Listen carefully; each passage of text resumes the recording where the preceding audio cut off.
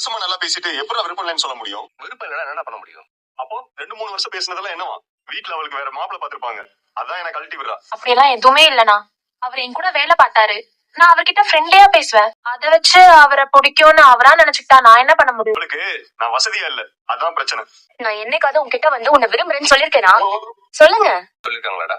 இல்லனா, நான் ஒரு நாளும் அவர்கிட்ட லவ் பண்றேன், அவரை பிடிச்சிருக்குன்னு நான் சொன்னதே இல்ல. ஆனா நான் விரும்பினேன் இல்லடா. அது எனக்கு எப்படிடா தெரியும்? இது நம்ம சிச்சுவேஷன் மாதிரியே இருக்கு. நான் தான் இப்ப பிடிச்சிருக்குன்னு சொல்றேன்ல, அப்புறம் என்ன?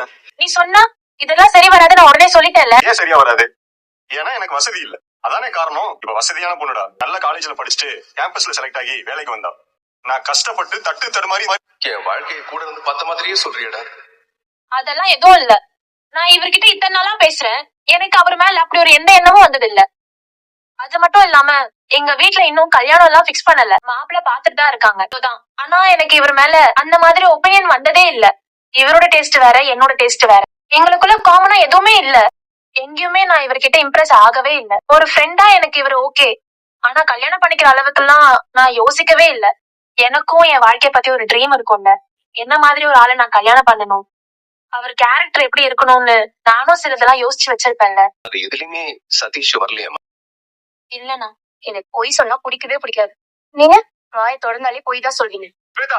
எனக்கு காமா இருக்க ஆளை மட்டும் தான் பிடிக்கும்.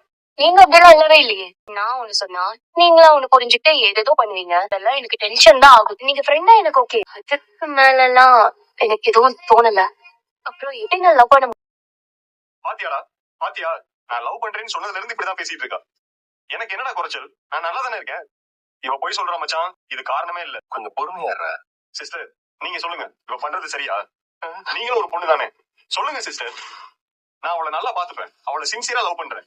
என்ன ஏன் வேண்டாம்னு சொல்லணும்? நான் என்ன சொல்றது, இது உங்க லைஃப், நீங்க தான் முடிவு பண்ணணும். இல்ல சிஸ்டர், இப்போ இப்படி ஒரு சிச்சுவேஷன்ல நீங்களா இருந்தா என்ன பண்ணுவீங்க? வேற சோழன் என்னோட நிலைமையில இருக்கான், உங்களை விரும்புறேன்னு சொல்றான், உங்களை பிடிச்சிருக்குன்னு சொல்றான். நீங்க அப்ப என்ன பண்ணுவீங்க சிஸ்டர்? நான் இந்த பொண்ணு சொன்ன மாதிரி தான் சொல்லிருப்பேன். கல்யாணம் பண்ணிக்க போறவரு எப்படி இருக்கணும்னு எனக்கும் ஆசை எல்லாம் இருக்கும்ல. அப்படி இருக்கிறவரதான் நான் கல்யாணம் பண்ணிப்பேன்னு நான் நினைக்கிறதுல என்ன தப்பு இருக்கு?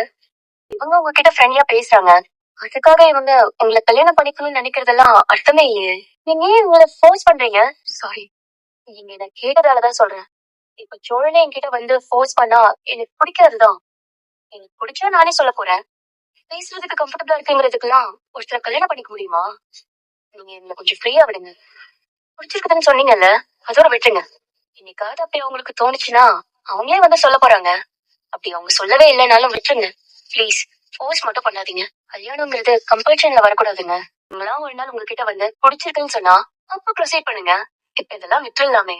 இவங்க சொல்ற மாதிரி எனக்குமே பொய் சொன்னா பிடிக்காது. யோசிக்காம பேசுறவங்க, யோசிக்காம நடந்துக்கிறவங்க, ஏமாத்துறவங்க, இவங்களெல்லாம் பார்த்தா எனக்கு சுத்தமா பிடிக்கிறதுனால இது இந்த பொண்ணோட நல்லா கனெக்ட் பண்ணிக்க முடியுது. கல்யாணம்னு வரும்போது இந்த மாதிரி விஷயம்லாம் ரொம்ப தொந்தரவா இருக்கு. சாரி, நான் நிறைய பேசுறேன், என்ன மன்னிச்சிருங்க. பிடிக்கலன்னு சொல்றது இல்ல, பிடிக்காதவங்களை ஃபோர்ஸ் பண்ணி நீ தயவு செஞ்சு சொல்லிட்டாத சோழா. சதீஷோட நிலைமை தான் உன் நிலைமைக்கும். இப்ப சொன்னா நிலைமை ரொம்ப மோசமாயிடும். அவ வேற, நீ வேற. அத அவ தெளிவா சொல்லாம சொல்லிட்ட. அவளுக்கு என்னைக்காவது உனக்கு பிடிக்கும், அப்போ அவளா வந்து சொல்லட்டும். பேசாம அமைதியா. ஆமா, நீங்க ஏதோ பேசணும்னு சொன்னீங்க. என்ன பேசணும்னு சொன்ன? ஏதோ சொல்லணும் தானே நீங்க எங்க கூட்டு வந்தீங்க. அது ஒண்ணு இல்ல. ஹலோ, ஆபீஸ்ல இருந்து பேசணும்னு கூட்டு வந்துட்டு இப்ப ஒண்ணும் இல்லைன்னு சொல்றீங்க. நாளைக்கு நம்மள கோர்ட்டுக்கு வர சொல்லிருக்காங்க.